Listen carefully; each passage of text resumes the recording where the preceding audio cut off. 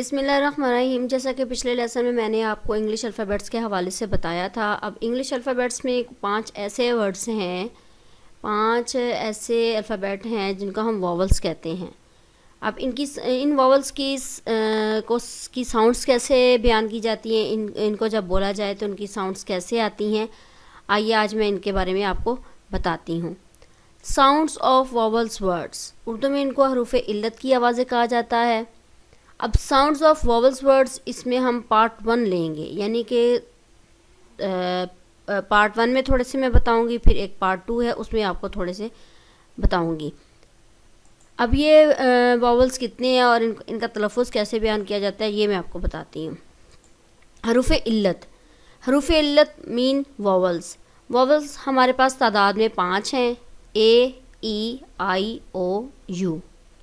अब इनका तलफ़ुज़ कैसे है, कैसे बयान किया जाता है, इनको कैसे बोला जाता है, आइए इनका तलफ़ुज़ सीखते हैं। सबसे पहले मेरे पास आ जाएगा ए की आवाज़ें। ए की आवाज़ें में ए, आ, ए है। अब ए की आवाज़ में सबसे पहले ए की आवाज़ आएगी, यानी कि हमारे पास इस वर्ड में ये प्रोनाउंस नहीं होगा, यानी इसमें अगर बोला जाए तो ये आएगा। अब इसमें नहीं, मसलन मैं कहती हूँ मैड, मैड, पागल, एट, एट, ये कंसीडर नहीं हो रहा है। मैं एड नहीं कह सकती, इसको एट कह सकती हूँ, एट।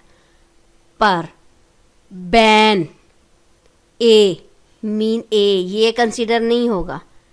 पाबंदी, वेस, गुलदान, ये मेरे पास थी ए की आवाज़ें। अब मेरे पास आ जाएगा ए, यानी इसमें मैं ये को थोड़ा सा प्रोनाउंस करूँगी, मसलन केयर, केयर, ये की आवाज़ बीच में आ रही है। एहतियात, स्टीयर, घूरना, डियर, जुर्रत, ये मेरे पास आ जाएगा ए की आवाज़। अब मेरे पास तीसरा आ जाता है ए को आ की आवाज़ में बोलना, मसलन बार, सलाख,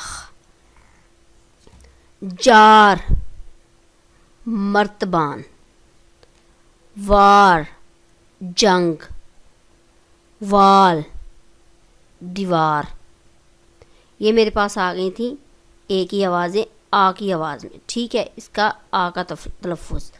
अब मेरे पास दूसरा वॉवल आता है ई की आवाज़ें। ई की आवाज़ें क्या, कौन कौन सा कंसिडर करेंगी जी? ए और ई। पहले ए की आवाज़ आएगी, मसलन एग, ए की आवाज़ कंसिडर की जा रही है। एक्स, साबक, नेट, जाली, वेल, कुआं। ई को ए के तलफ़ुज़ में बयान किया जा रहा है, ई को। अब ई को ही मैं ई के तलफ़ुज़ में बयान करूँगी, यानी मैंने यहाँ पे ये को खींच कर उसकी आवाज़ निकालनी है। मसलन सी, देखना, ही, वो, मुज़क्कर के लिए यूज़ हो रहा है। सी, समंदर, टीथ, दांत, हील, एड़ी, वीप, रोना। ई को मैंने यहाँ पे ये की आवाज़ में बोला है, यानी कि ये को खींच कर बोला है। अब नोटेड पॉइंट इसमें ये है कि अगर ई किसी लफ्ज़ के आखिर में आए तो ये अपनी आवाज़ खो देता है। मसलन नेम, ई आ रहा है, ई कंसिडर नहीं होगा। नाम, फायर, ई नहीं बोला जा रहा, अपनी आवाज़ को खो देता है। आग, वाइट, ई अपनी आवाज़ खो देगा। सफ़ेद, टॉन, ये अपनी आवाज़ खो देगा, आवाज़। अब मेरे पास तीसरा जो आता है वो मेरे पास आ जाएगा आई, यानी आई की आवाज़ें। ये कौन कौन सी आवाज़ें देता है? ई की भी देता है, आई की भी देता है, आई की भी देता है। ठीक है, अब आई ई का तलफ़ुज़ कब देगा? इसमें यह है इल, बीमार, शिप, ई का तलफ़ुज़ दे रहा है। जहाज़, सीव, छलनी। अब मेरे पास आ रहा है जी आई जौन सा है, आई का तलफ़ुज़ कब देता है? आइस, आइस बर्फ, लाइट लाइट रोशनी, आयरन यानी आई की आवाज़ दे रहा है आयरन।